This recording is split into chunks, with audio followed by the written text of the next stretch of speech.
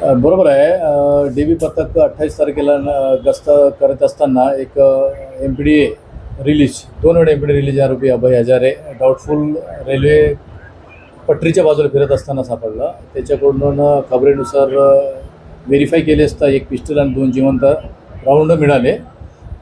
त्याला अटक करून PCR घेण्यात आलं. PCR दरम्यान त्याची घराची झडती घेतली. त्याच्यात आणखी एक पिस्टल 1 राऊंड आणखी मिळालं.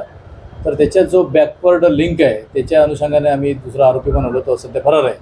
तर ह्या आरोपीकडून टोटल 2 पिस्टल आणि 3 जिवंत राऊंड असे 56,000चा मुद्देमाल जप्त करण्यात आलेले आहे. ही कारवाई PSI माझगावकर, डी-बी पथकाचे हवालदार अंकुश राठोड, दिलीप पवार, प्रकाश पठाण, आशिष बावनकर, वासुदेव जयपूरकर या पथकांनी ही कारवाई केलेली आहे. बरोबर आहे. पकडलेल्या आरोपीचे नाव अभय हजारे राहणार बाळाभाऊ पेठ.